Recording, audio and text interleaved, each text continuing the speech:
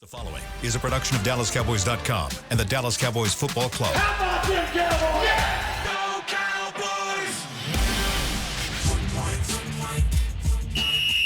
Let's go, baby! Are you ready for a break? Yes. Are you ready for a break? Absolutely. Ready for a break? Yeah, and so much for that. It's time for The Break on DallasCowboys.com We were on the break! with Ambar Garcia, Brian Broaddus, Vach Lombardi, and Derek Eagleton.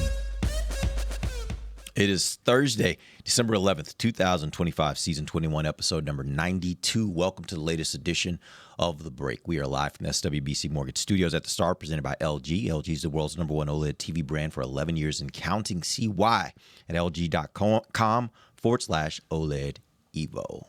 Welcome to the show. We don't have Amber with us today. She is out today and tomorrow. She was out yesterday, but she's going to be back with us on Monday. So we'll hold it down here. Today we're going to talk about the Minnesota defense today, focus in on that. That is the tougher part of that team. And the Cowboys will have some significant things to deal with trying to manage that. We'll get into that in the second segment. I want to start, though, today with some miss. well, we're going to catch up on injuries.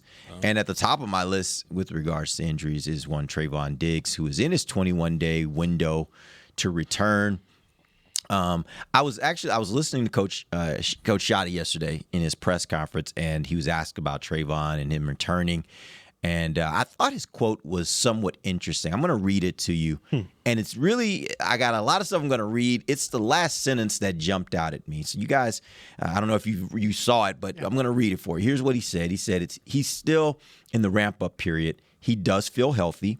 I know he wants to play. But at the end of the day, we have to do what we think is in the best interest of not just him, but also the football team.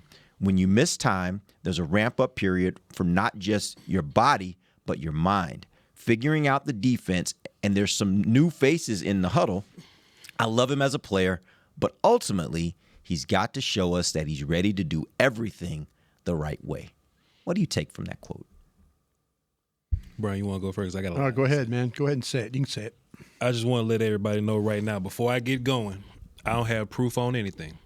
This is all gut feeling, speculation, and just kind of me putting clues together. Nobody came to me and said, hey, Val, it's cool if you report that. This ain't reporting.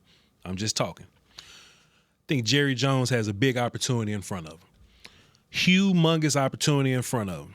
When we look at how Schotty has handled culture, we can look at culture and how he talks about it is very cliche, but I think it's something to it. I think holding guys accountable, I think it's something to it. The idea that, these characters show up every day, work hard, they buy in, I think he means that. When we look at the Jadon Blue situation, right, some of the same kind of conversation around him. We ain't seen Jadon Blue in a while. I don't think we're going to see him very much for the rest of the year. It is what it is. I think it's easy to stand 10 toes down with a guy like that. Rookie deal, probably not money guy, not whatever. This is where Jerry Jones gets involved. My personal opinion, I think Schotty wants to be 10 toes down with this Trayvon Diggs thing. I don't hear a lot of positive stuff going around. I don't get a great vibe that Trey is doing everything he can to be ready. I'm just not getting the feel.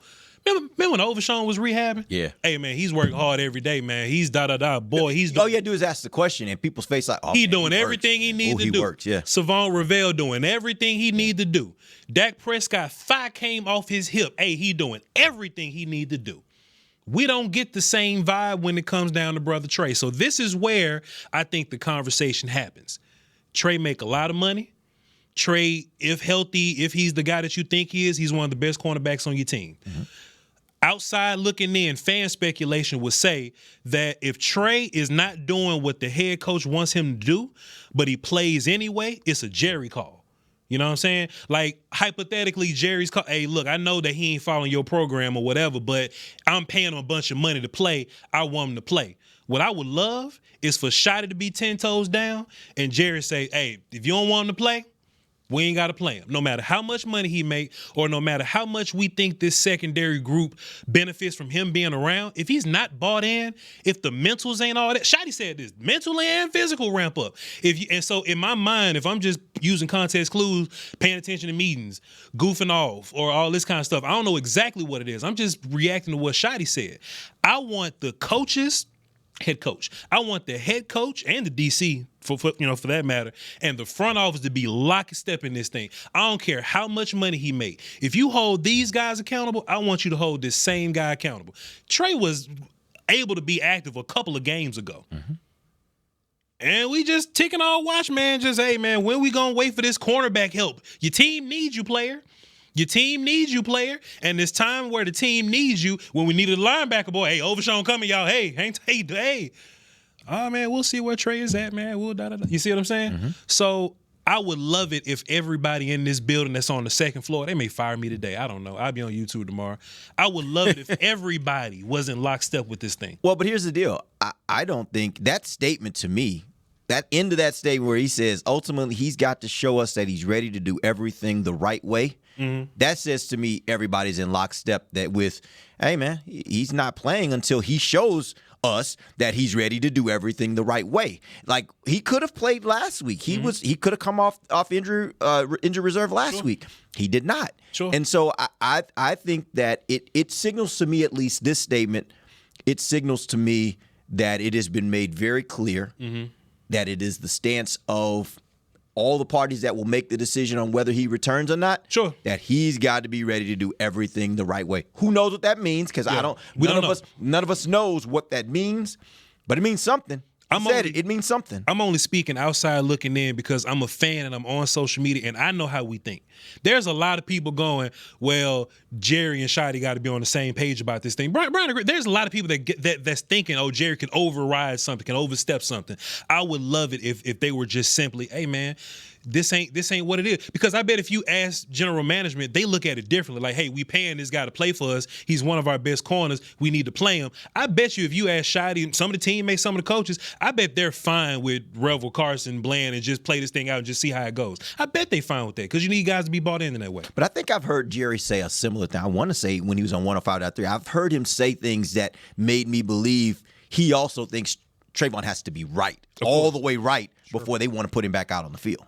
Maybe that's leaning towards his health, and he ain't wrong about that. But I'm thinking Shotty's saying, look, your knee can feel fine, but if you not bought in, that's it. Yeah. That's all. But I'll let Brian talk because I've been chatting for a minute, right? And we got people walking by, and I'm yelling, and I don't want them to think there's any problems here. Crazy man. Go ahead, Brian. No, I don't think you're wrong at all. And when you start to hear the thoughts of maybe going through the motions, with the way you practice and things like that, then that to me is where it gets a little concerning. And I feel like I got fooled by the player. I felt like I was a guy that was fighting for this guy because I felt like there was some pride in that guy that would step up and want to be a part of this or want to try and get this thing through. And right now we're not seeing that by what you're listening from what people are saying. That's the words tell you a lot. I think Shotty is, for 15 weeks has sat up there and been real honest with you about his team and about how this thing's going. But I feel like I got fooled by this guy. I feel like I got fooled by Diggs that he would have that pride. He would want to practice. He would want to be out there. It doesn't seem like that right now that it appears that's the thing that's going to happen. There's a really – I was a guy that said, no, you need to get him out there. Play at all costs. Do what you have to do because I believed in the talent. I believed in the player. I got fooled by this guy. I really, really did. And, I thought that there would be a guy that played at Alabama, played at a high level, had times where he played at a very high level here. He's not the same player. It's not. And whether it's his injury history, his demeanor, practice habits, whatever it is, it's not connecting. And right now I think you're seeing an organization saying, we'll see if he's active. We'll see. Because I think, have lost faith in him as well. And so this is probably going to be the end of what we're going to see from this player. I like to be wrong about that, but there was a side of me that I was really pushing. Got to see this guy. Got to see this guy.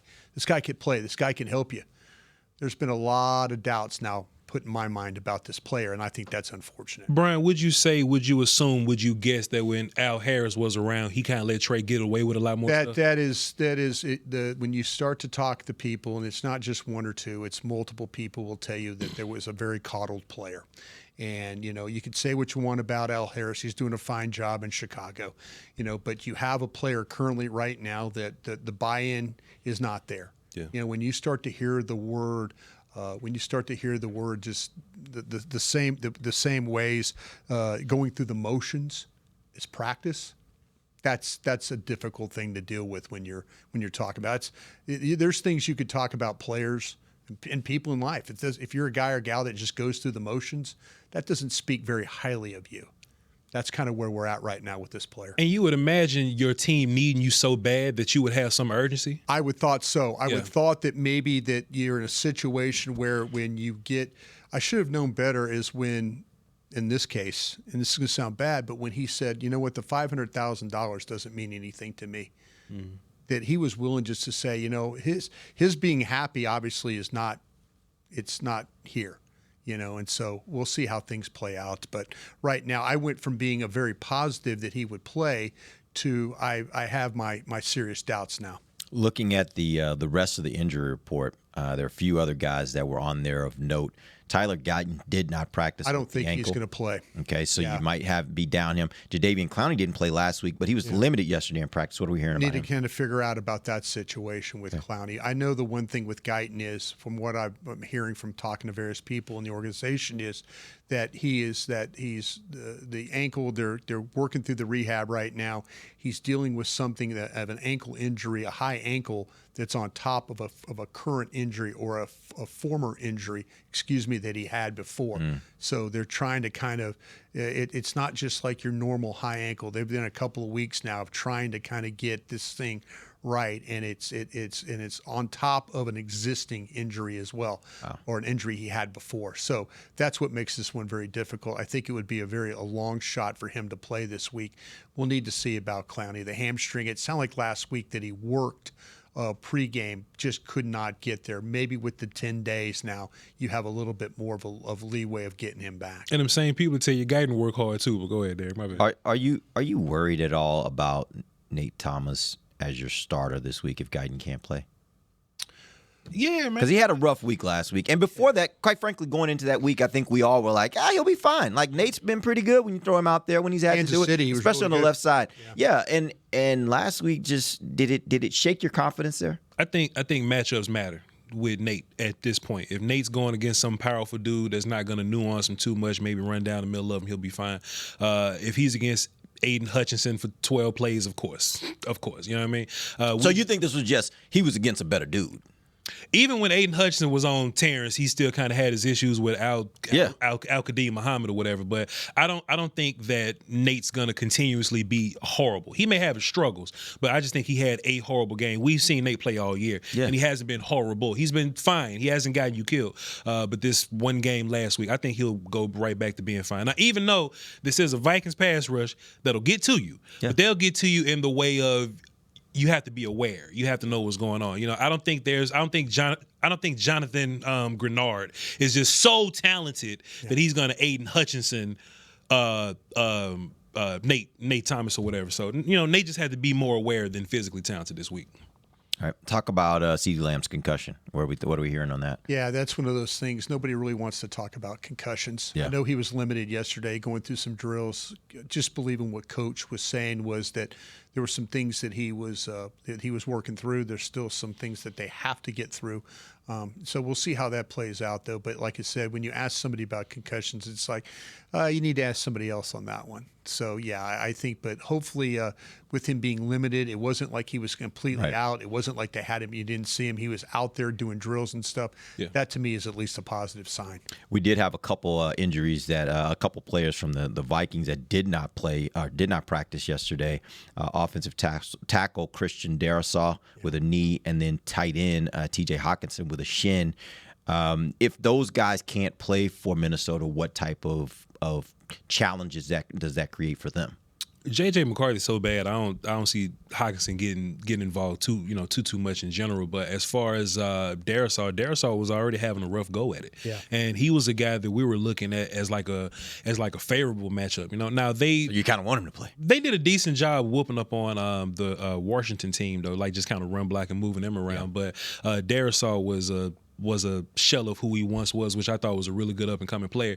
But I'll take a backup left tackle, but I'll take Darrisaw as well. Yeah, they're in a situation right now. I think this is the thing he's doing with the knee, and so this is probably one of those veteran days. They probably all, if we were following Minnesota all year, we'd probably know that they give him probably a veteran day there. But he's not the same player. I mean, he is there's some compromised elements to his game. So Hockenson, though, is really I think a great tight end, and I mean that in a way when you watch him play.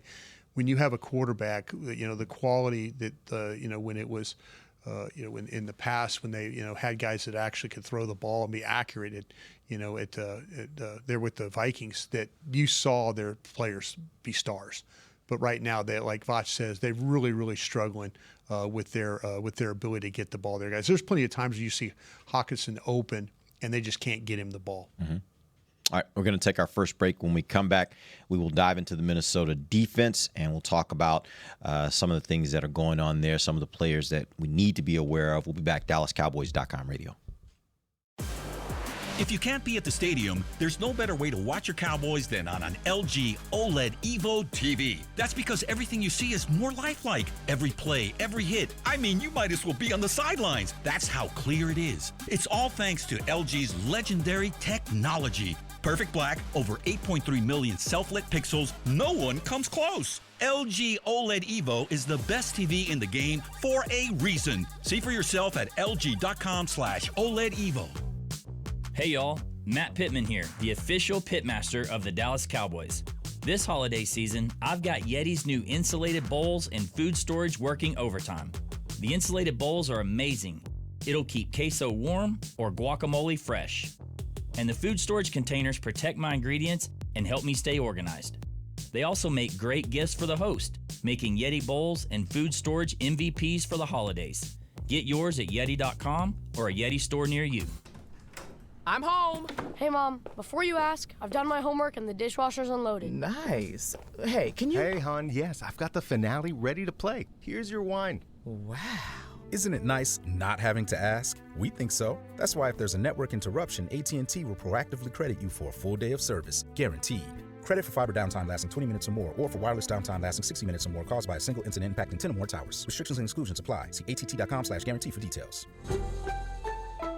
Cowboys fans, here's the game plan. Touchdown Tuesday at Take 5 Oil Change. Just wear your Cowboys gear and save 25% on your oil change. No huddle, no overtime. Just drive in, stay in your car, and roll out. You'll be tailgate ready in 10 minutes flat. Keeping up with your car shouldn't be a tough call. Take 5 makes it as easy as calling the coin toss. Take 5 is the official oil change of the Dallas Cowboys. Visit take5.com to find a location near you. Offer valid through December 31st, 2025. Terms and conditions apply. Valid only at participating locations. If you shout, "How about them Cowboys?" you have that undeniable passion that's the heart of Cowboys Nation. And if you like to drink Dr. Pepper, you love the unique blend of its 23 flavors. Together, your one-of-a-kind fandom paired with the one-of-a-kind taste of a delicious ice-cold Dr. Pepper is the game day lineup that can't be beat. Better yet, gather your Cowboys and Dr. Pepper fan friends to watch the next game and crack open a delicious ice-cold Dr. Pepper for everyone. The wins will be even tastier. It's a pepper thing. Back to the break.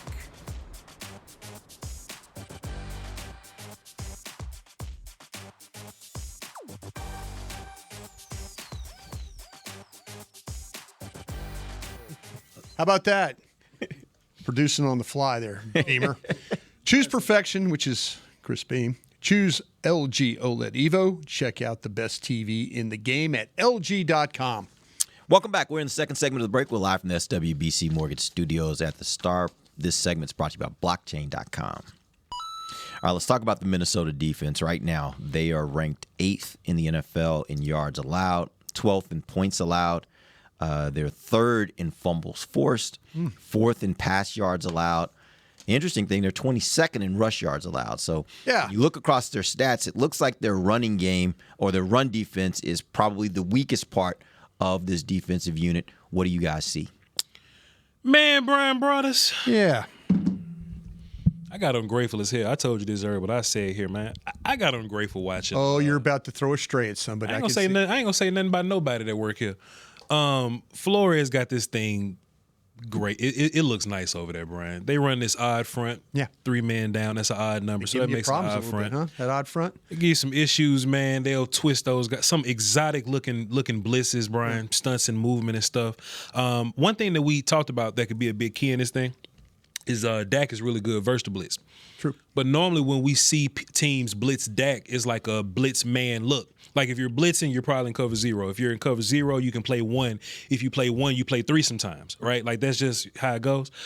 Flores plays 3 and 2, but when he blitzes, he does zone blitzes. Yeah. Right, and not just man blitzes. So if you're Dak, you used to man blitzes. Blitz coming this way, you could just throw in that direction. Somebody will be open somewhere. What Flores does is he'll blitz somebody here, loop somebody there, and the front side edge guy will go buzz to the slant or something. So now if you Dak, you can't go, you're blitzing with man rules. You're blitzing with zone rules now. You see what I'm saying? And all the teams that you've played this year that blitz you heavily, we'll say the Kansas City Chiefs, for example, right? They blitz with mostly man rules. You have to totally erase all of that. All that this week. They got dudes that can get after you. I'm very ungrateful because we always talk about the talent here in Dallas. Oh, Flus can't build a great defense. He doesn't have the talent here. Minnesota got some people y'all ain't never heard of before. Y'all ain't never heard of before, and they go out and they produce and they do their job. Jalen Redmond is their best D lineman. We all know Hargrave. We know Jonathan Allen. Yeah. Jalen Redmond is their best D lineman. Yeah. Ivan Pace ain't even playing this year, but they just taking miscellaneous people that I don't know, and they'll put them in there, and they're getting fantastic results back from their defense. The run game is a little more tricky. Me and Brian talk about it a little bit more, and they do have a decent passing unit if you incorporate the pass rush in that. Their corners, I think you can kind of go after them in the same way that you did versus the Chiefs. Like no matter who their number 1 guy is, you can still go after their number 1 guy. But it's how the defense works together, all together, from the pass rush to the coverage to this to that. There's not just a guy you could be like, oh, they're bad, I'm just going to go after you this way. Nah, because there's something scheme-wise that's keeping you from doing it. And we'll talk about it a little bit more. That's well said, sir. That is well said.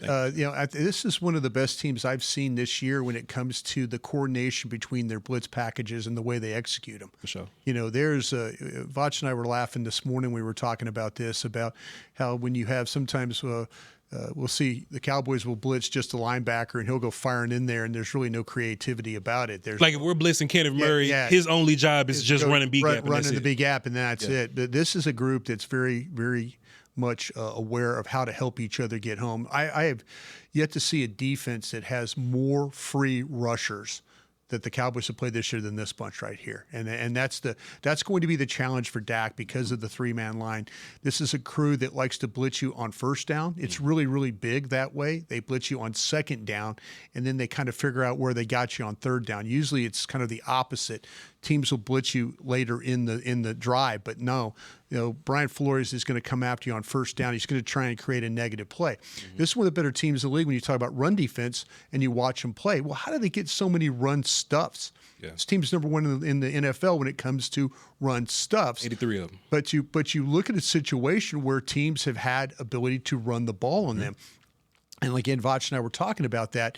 It was like we felt like that maybe they were in a situation where you're so blitz heavy on first and second down that you run yourself into some blitzes that actually help you in the running game, where all of a sudden there's a free rusher or you don't account for somebody. So that's maybe why, because it's a little bit of a unique group when you watch, where sometimes some of the big runs, the 10+ runs on the edge, inside, they run themselves because they're blitzing, they run themselves out of some opportunities to play run defense. So yeah, like Vach says, you're going to get a lot of blitzings early on downs. You're going to get zone coverage behind it.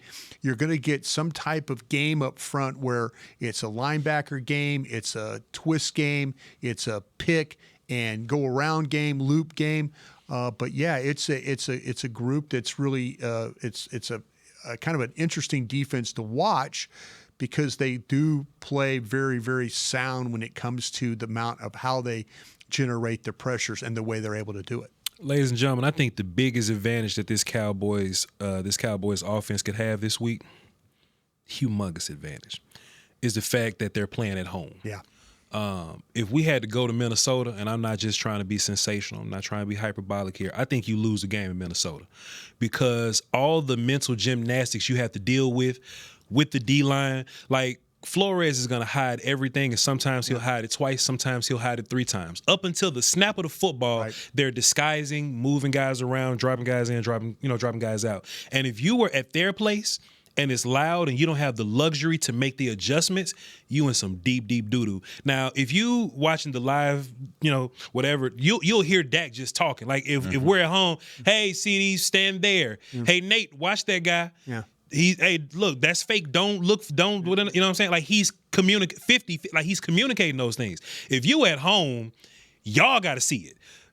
Well, pardon me. If you're at the Vikings, like everybody's got to see it. Terrence got to know what to do. Nate's got to know what to do because Dak just can't scream from where he's at to tell you what to do. So the fact that the Cowboys are at home and they can kind of control the noise a little bit, it's on Dak to identify everything, and I think he can do that. So that's a major advantage for you. But the fact that Nate can hear him from Dak's quarterback position, that's going to be massive, especially Guyton being out.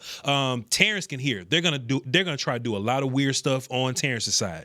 They're gonna try to not just slant front, but they're gonna try to pin Terrence inside and loop guys around him. Right. You're gonna need to look at Javonte and be like, hey man, that's probably going to happen over there. Sort it out. Run over there. Yeah. Be patient over there. I think being at home is so massive, and I know that the Vikings aren't a good team record-wise, but this defense is up there.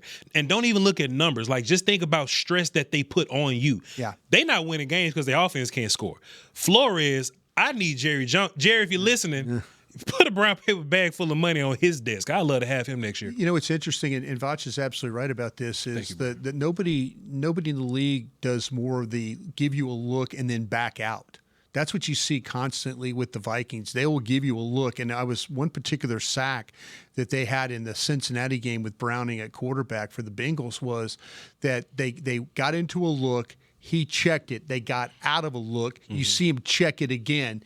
They went back to a third look, all within the play clock going down. Cincinnati adjusted their play 3 different times, and to try and match what this Minnesota Viking offense was doing. Sure. You're going to see some unique looks. You're going to see guys standing around, and you're going to see like them. They're going to test your ability to read pre-snap, but also they're going to test your running back. And you got one of the best in the league.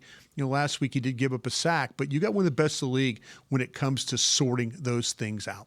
All right, we're going to take our final break. When we come back, I want to talk a little bit about CD and George Pickens. I think if we look at what has happened over the last, 3 games or so, and a lot of the criticism that's gone to either one of them based upon how they played in that previous game, I want to ask the question if too much is being made of a bad game by a great receiver, because I think a lot of that's happening right now. We'll do it when we come back. This is DallasCowboys.com radio.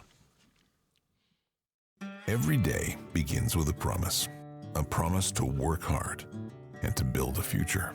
That's why we're here, providing the tools, expertise, and John Deere equipment you have relied on for generations to help you get the job done right.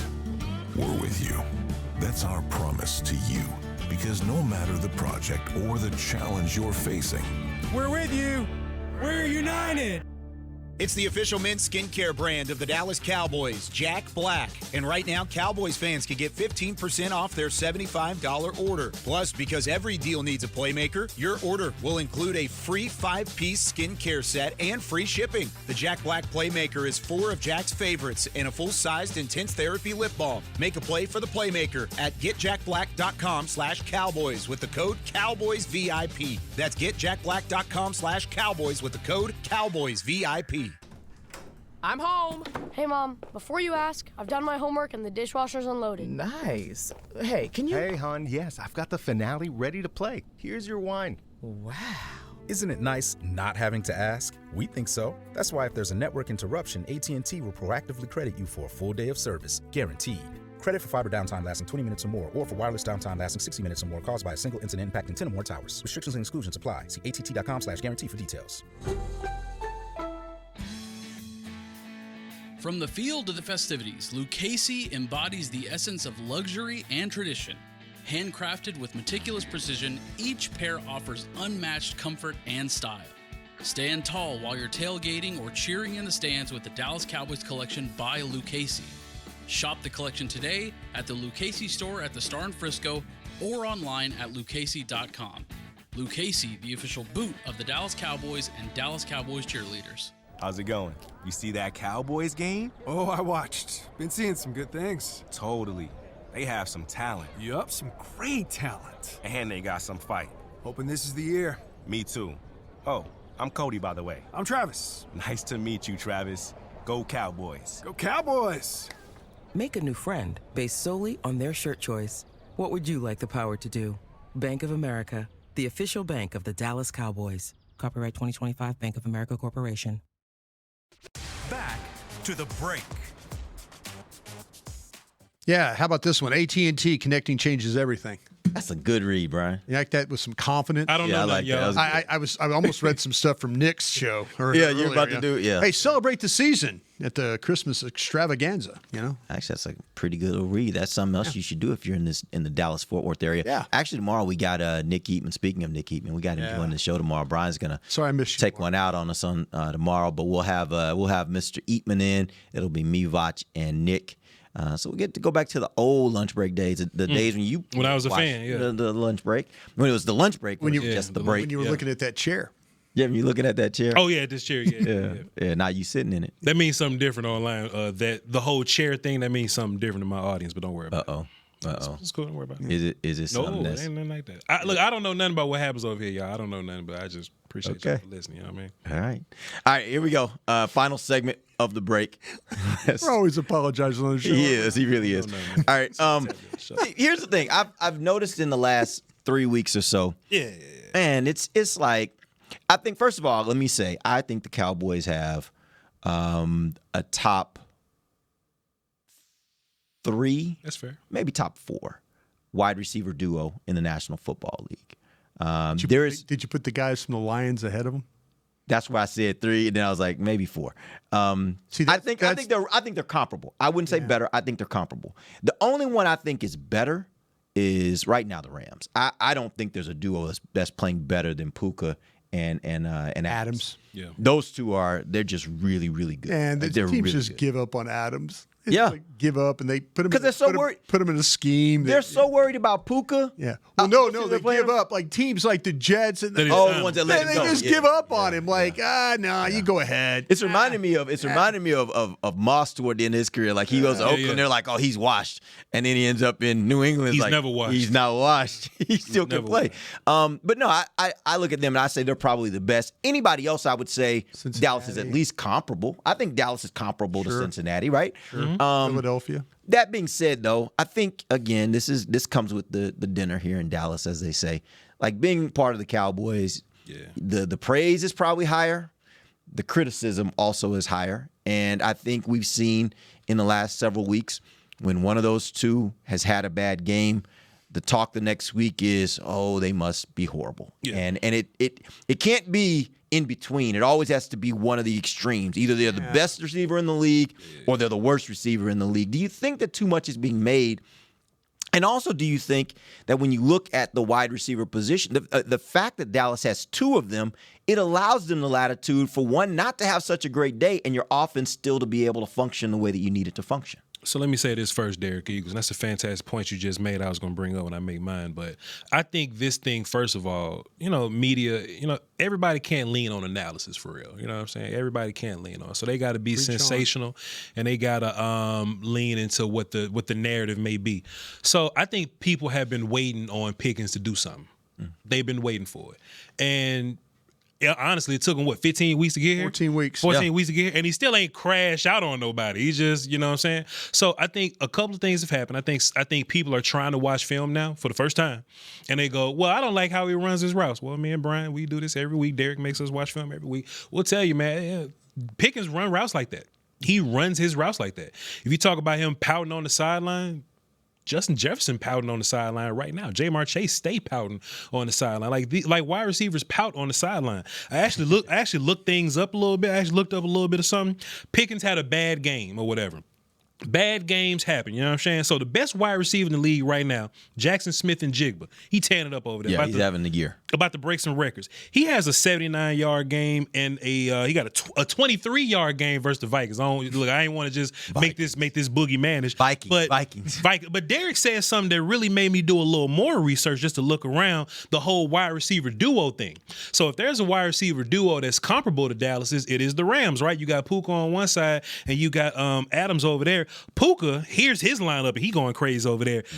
85 yards, 28 yards, 64 yards, 72 yards. So he has some little down days too. He's not going to be the number one best wide receiver in the game all the time because sometimes game flow happens. I ain't want Pickens to say nothing post-game, just take your whooping and go on somewhere. But Pickens was alluding to the idea that, hey, man, the Lions were trying to take me away. Me and Brian watched film. The Lions were trying to take him away. He didn't need to come out and say that because film watching people will tell you that. But the Lions did things to take him away. So if Pickens is going to have a bad game, stat-wise, right? But Flo get 100 yards and CD get 100.5. Yeah. And by the way, got hurt. He was on his way to 100.5. Day. Yeah. You did your job, GB. Shouts out to you. So if people just being sensational, they need something to talk about. It's media. You know what? I think this is where, and I totally agree with you everything because I do feel like that we're lazy at times in the media. And there's avenues, there's ways that you don't have to be a former scout, or you could sit there and watch tape. You go, well, that looks funny. That doesn't, and you could kind of dig in and learn about maybe why these players don't play well and all. I think the criticism of George Pickens in this last game was because Lamb was out.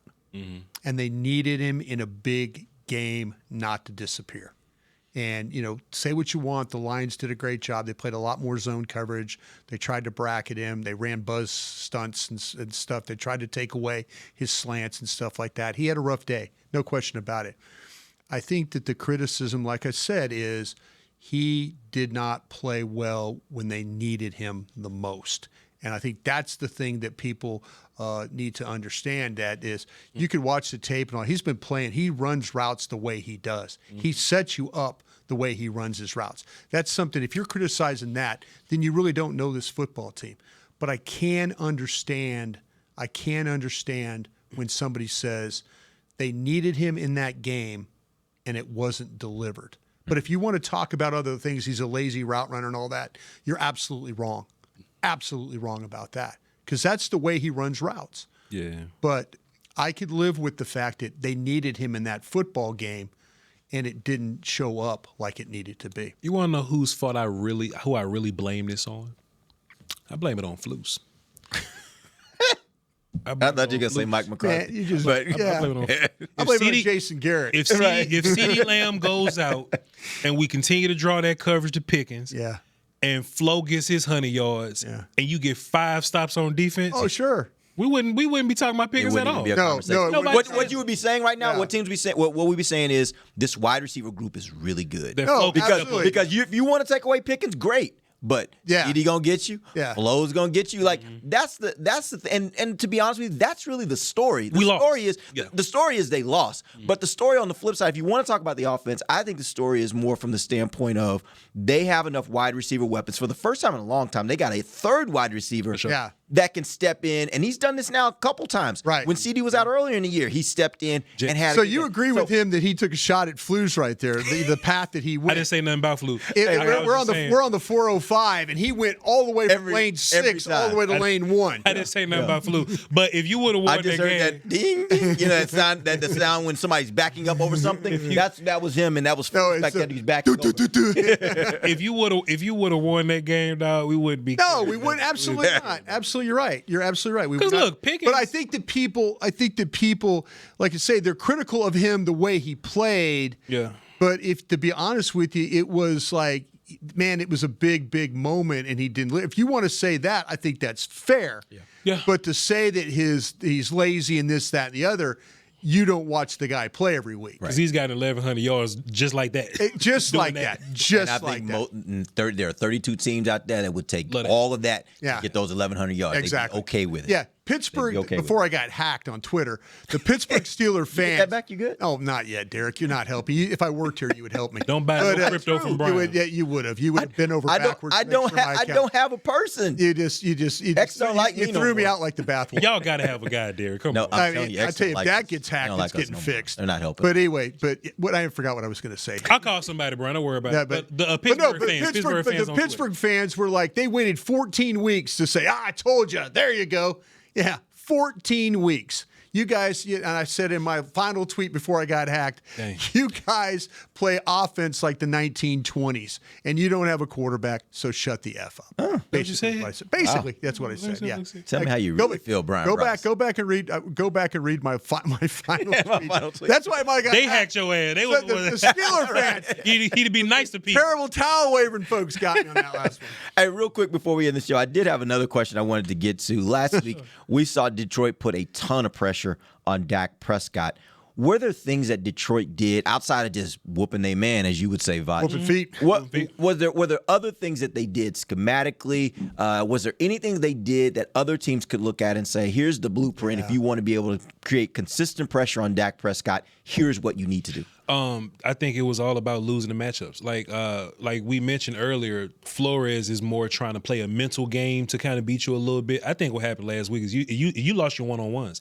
You lost a lot of your matchups. There you go.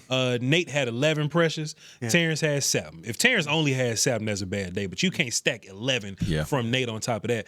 If you would have blocked a little better up front, you were having success versus those corners and safeties. You just couldn't hold the ball and get plays down the field, and you couldn't make stops. But I think as long as you could block those guys up front, and we could just talk about Isaiah Rodgers and Byron Murphy, teams go after them. Like Rodgers is bad, Murphy is kind of good, but that ain't stopping teams from going after Murphy. Yeah. I think this is another group of corners because you got great receivers regardless. It's another group of corners you could probably beat up on. Yeah, I think Vach is absolutely, again, boy, you've been right a lot here lately. I appreciate it, man. So I never get as much love from that chair, but it's cool. that's okay. He's not helping my Twitter problems. But the thing about it is, though, you start to talk about the one-on-one matchups. Mm-hmm.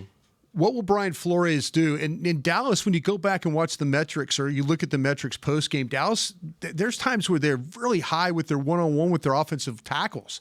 88%, 84%. No, one-on-ones the whole day. So maybe Brian Flores is going to say, listen, if Dallas is going to keep them out there on an island like that, I'm going to come up with ways to make sure I have my best on my best. On their best, find that guy. And I think other teams do that. And, clearly you're 2 tackles. So it's been a roller coaster ride for Nate Thomas. I mean, he was outstanding against Kansas City. Yeah. Sure. I mean, there's no pressures, all that. But then, he plays, a week later and it's a whole different thing. But I would say that Brian Flores is going to try and take advantage of as many one-on-one matchups as he can. One other quick thing, Javonte Williams last week wasn't the greatest in Gave blitz up a pickup. sack, yeah. And he's been so good, so Spot on. stellar. You think that's just a one-game blip, or do you think that was about something, again, that maybe Detroit did that put him in a bad situation? Inside pressure linebackers, right? Yep. Kind of a thing. So, yeah, get ready. I mean, they probably think, well, all year long the cut-ups have looked really, really good of Williams picking up and going over where he needed to be and being in the right spot and being physical. And, yeah, he had a sack where he got overwhelmed and all that. Yeah. If I'm Brian Flores, and that's kind of what they do, they pin you and they get a guy around, or they just run guys straight through and kind of create those one-on-one matchups. And this is going to be a challenge. Dak has got to find a way. If Dallas had a screen game, this would be a great opportunity to kind of maybe alleviate some of those things of getting the ball out and taking advantage of that. Like if you were coming after, like Detroit last week, felt like your pressure game was enough that they had to implement some screen games, some flat games, stuff like that. I think Dallas might have to think about that some this week as well. Yeah, see, losing physically happens. Like if you're Williams and you get beat by some linebacker running forwards and you just lose that man, losing physically happens. If you're Aiden Hutchinson, you running over Nate. He's giving him size typically too. Sure. Yeah. At least Williams gets to the right guy. You know what I'm saying? As long as you get to the right guy, you have a shot. And that's what's going to be so important this week. Is a home game. That's super important as well. Yeah. But as long as you're blocking the right person and you can properly pass those dudes along, you'll be all right. All right, that's a wrap. We'll be back tomorrow. We'll wrap this thing up, get you guys ready for Cowboys versus Vikings. Till then, for Vach Lombardi, Brian Broaddus, I'm Derek Eagleton. This has been The Break, live on DallasCowboys.com radio. This has been a production of DallasCowboys.com and the Dallas Cowboys Football Club. How about this, Cowboys? Yeah!